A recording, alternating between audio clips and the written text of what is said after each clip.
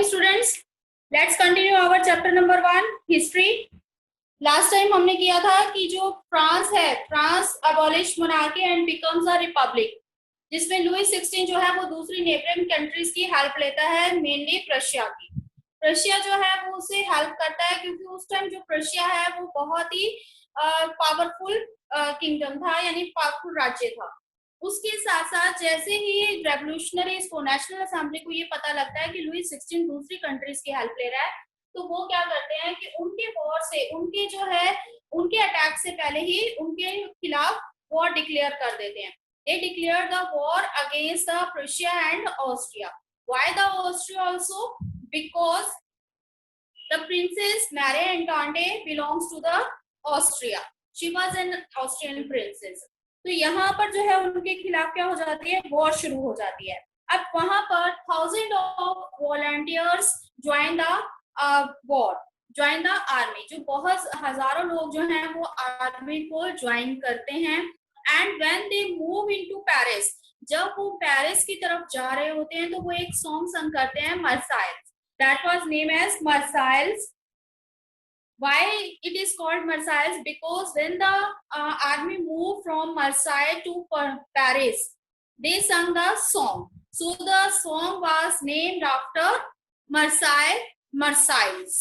ठीक है, तो उसका नेम क्या हो जाता है सॉन्ग का, Marseilles.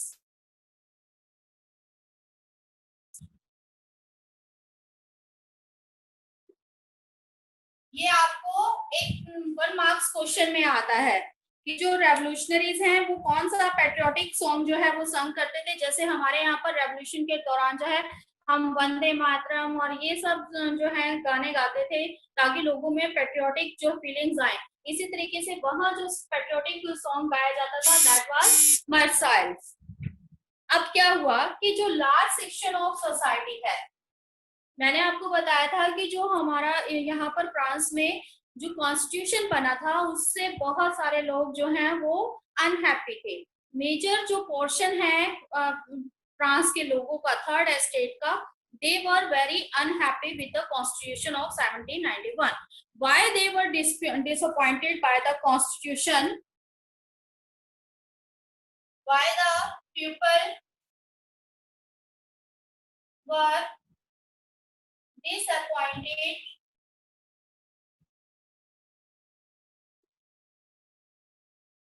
by the constitution?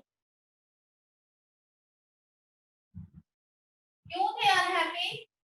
सबसे पहले कि जो ये कॉन्स्टिट्यूशन है इससे जो पॉलिटिकल राइट्स मिले थे, फर्स्ट है पॉलिटिकल राइट, कि जो इससे पॉलिटिकल राइट्स मिले थे वो सिर्फ किसको मिले थे, मेंस को, और वो भी सिर्फ कौन से mens, who had paid the taxes equal to the 3 days of labour wages, उनको ही सिर्फ वोटिंग राइट मिला था।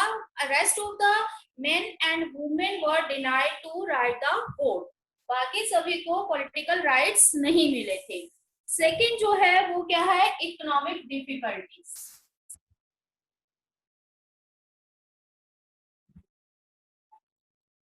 लोगों को बहुत सारी इकोनॉमिक डिफिकल्टीज फेस करनी पड़ रही थी।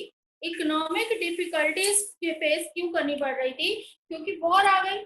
अब वॉर आने से क्या हो गया कि जो मेन फोर्स है वो तो कहाँ चली गई, वॉर पर। लेकिन जो बाकी जो जब वॉर कहीं पर होती है, तो पहले भी हमने ये चीज की थी कि जब कहीं वॉर होती है तो प्राइसेस क्या कर जाते हैं, राइज कर जाते हैं।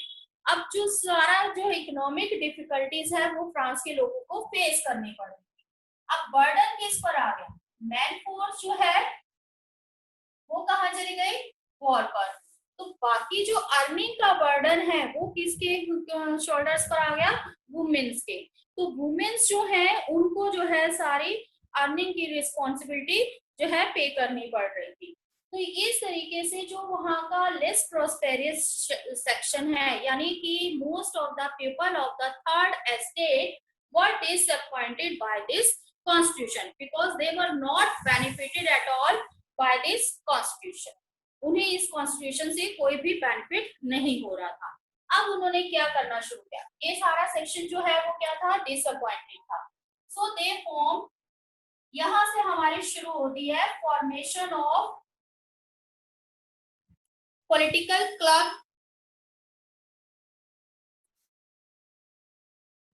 यहाँ से पॉलिटिकल क्लब्स की जो फॉर्मेशन है वो शुरू होती है। कैसे कि जो गवर्नमेंट की पॉलिसीज है उनको लोग डिस्कस करना चाहते थे और जो है अपने अकॉर्डिंग काम करना चाहते थे। वो क्या करना चाहते थे, वो प्लान करना चाहते थे कि हमें आगे क्या किया जाए, गवर्नमेंट क्या पॉलिसीज अपना रही है और हमें क्या करना चाहिए आगे। To plan the further actions they join some political clubs. अब पॉलिटिकल क्लब जो है वो इन सब चीजों को पॉइंट आउट करने का एक बहुत बड़ा मीडियम बन गई। ऐसे ही जो है different political clubs were oriented in the France, but the main club was Jacobin club. The most important, that is very most important question of this chapter, Jacobin Club, how it formed and who was the leader of Jacobin Club and its role in the French Revolution. ठीक है, तो Jacobin Club was the most important among the political club. अब ऐसा नहीं है कि ये political club जो है वो सिर्फ मेंस ने ही बनाए थे, women's also joined some political clubs, but we will discuss it later on. जब वुमेन का सेक्शन आएगा तब हम उसमें उनके क्लब्स के बारे में पढ़ेंगे। यहाँ पर अब हम जर्नल क्लब के बारे में पढ़ते हैं, दैट वाज जैकोबिन क्लब। अब ये जो जैकोबिन क्लब है ये बहुत ही सक्सेसफुल क्लब था और इसका जो नाम है वो किसके नाम पर रखा गया था, जो वहां की कन्वेंट थी सेंट जैकोबिन इन पेरिस।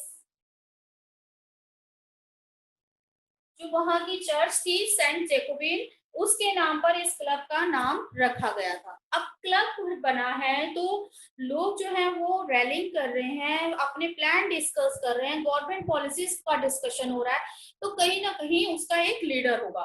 तो जैकोबिन क्लब का एक लीडर था, उसका नाम क्या है, Maximilian रॉबेस्पायर। Who was the leader of, ये सारे आपको 1 मार्क्स में भी आएंगे, 3 मार्क्स में भी आएगा, 5 मार्क्स में भी आ सकता है, किसी भी फॉर्म में आपको ये क्वेश्चंस पूछे जा सकते हैं। Who was the leader of Jacobin Club? That was Maximilian Robespierre। आपको ये नाम याद रखना है बच्चे, Maximilien Robespierre was the leader of Jacobin club.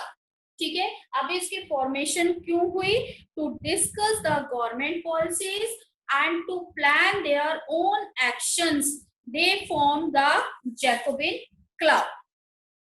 अब इस जैकोबिन क्लब का क्या रोल रहा फ्रेंच रेवोल्यूशन में। हमने अभी तक ये देखा कि अभी तक फ्रांस जो है वो रिपब्लिक नहीं बना है ना, जो उसकी फॉर्मेशन की जो चेन है अभी चल रही है। ठीक है, तो यहाँ पर आता है हमारा role of Jacobin club. Jacobin club का क्या रोल रहा, सबसे पहले जो इसके मेंबर्स थे वो कौन थे। ठीक है, तो इस जैकोबिन क्लब के मेंबर कौन थे, that were middle class. Middle class जो लोग हैं वो इसके क्या थे, मेंबर्स थे। So the members of the Jacobin clubs were mainly to the belongs to the less prosperous section of society। जो less prosperous section of society था means third estate. Third estate के जितने भी लेस वेल्दी पर्सन थे वो इस club के क्या थे, मेंबर थे। आप ये यहाँ पर लिख सकते हो कि लेस प्रोस्पेरियस,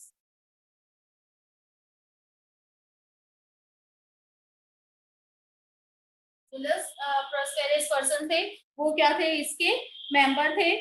अब यहाँ पर जो ये लोग हैं इनमें चाहे वो कोई शॉपकीपर था, आर्टिशियन था, या बेकरी मेकर था, केक मेकर था, पेस्ट्री मेकर था, कोई भी शू मेकर था, वॉच मेकर था, प्रिंटर्स थे, ये सभी जो है वो इसमें इंक्लूडेड थे।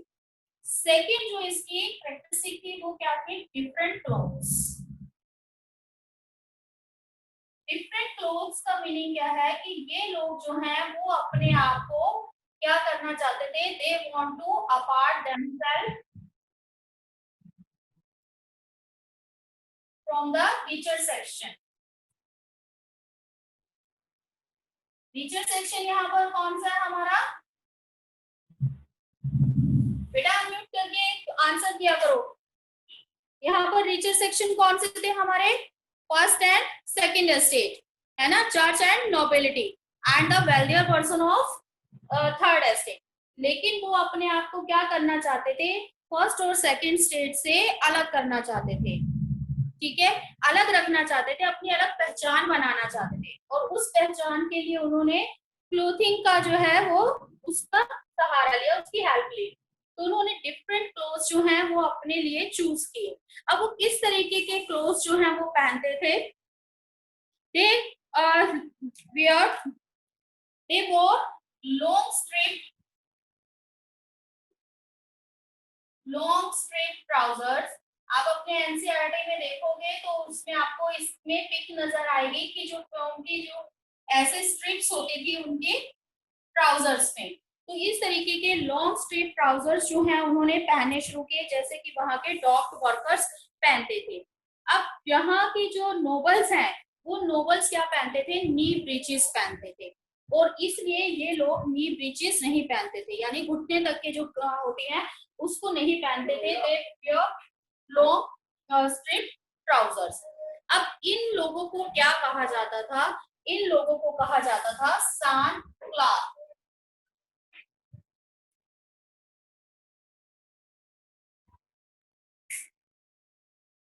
क्या कहा जाता था इनको? सान क्लॉथ।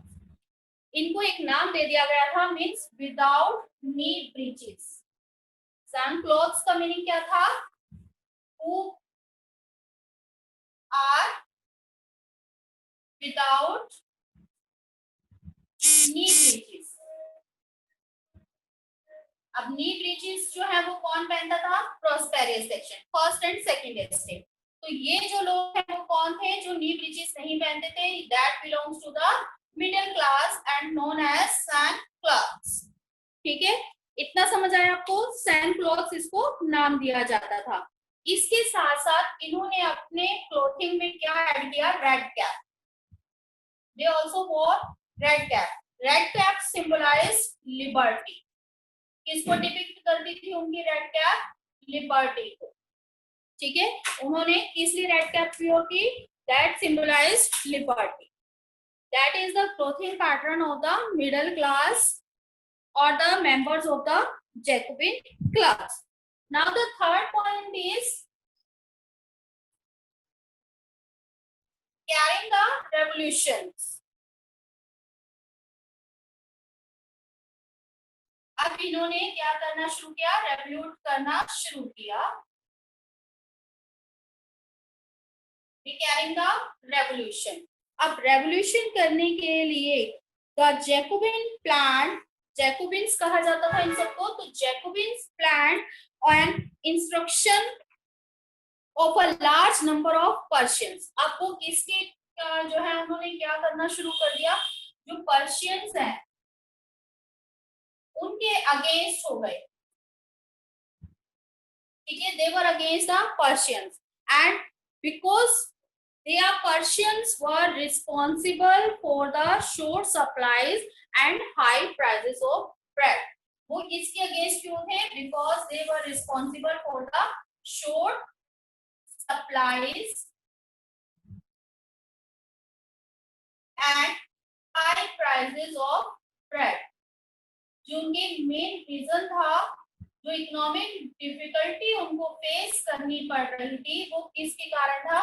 कि जो सप्लाई है दैट वाज होर्डेड, उसको होर्ड कर लिया गया था, जिससे कि प्राइसेस जो है वो बहुत, उनके स्टेपल फूड के प्राइसेस भी बहुत ज्यादा राइज अप हो गए थे। और ये सारा किसके कारण हो रहा था? पर्शियंस की स्पोर्ट्स के कारण। ठीक है, तो उन्होंने उनके खिलाफ जो है वो क्या कर दिया? विद्रोह करना शुरू कर दिया। तो इस तरीके से वहां पर रेवोल्यूशन जो है वो स्टार्ट हुआ। Next is the storming the king palace. अब ये जो रेवोल्यूशन है वो बहुत ज्यादा इंक्रीज हो चुका था। ठीक है, और ये रेवोल्यूशन जो है वो कहां तक पहुंच गया? किंग के पैलेस तक पहुंच गया। So the day was August 10, It was the morning of August 10. क्या हुआ इस दिन? They stormed the palace of Tuileries. The name of the palace of Tuileries.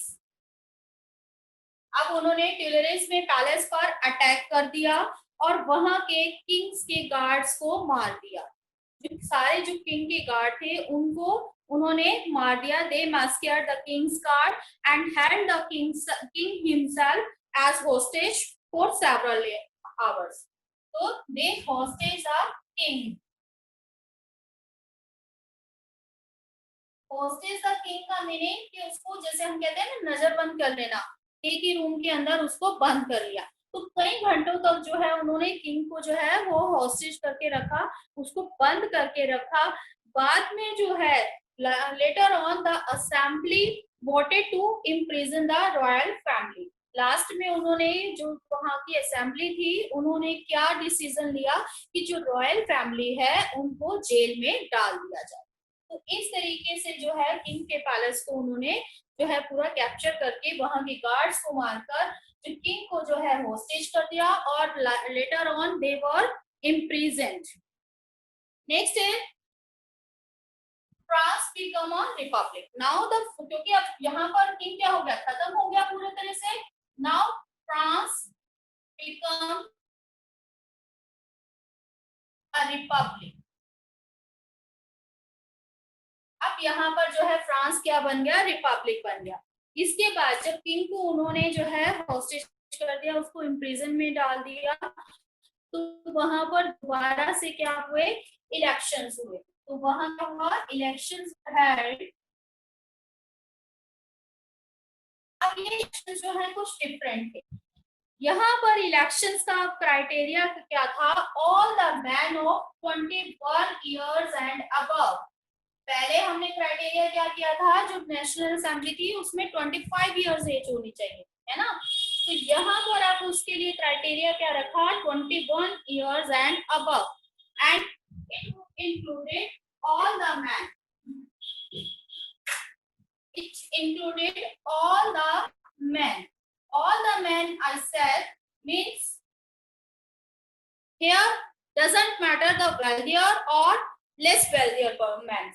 सभी आदमी जो 21 ईयर से अबव थे उनको वोटिंग राइट मिल गया था। एक करेक्शन हो गया, पहले हमारे वहां पर क्या था, जो वेल्थियर पर्सन थे, टैक्स पेयर थे, उन्हीं को वोटिंग राइट था। लेकिन अब यहाँ पर इन रिस्पेक्ट ऑफ वेल्थ यहाँ पर सभी मेंस को क्या दे दिया गया, वोटिंग राइट दे दिया।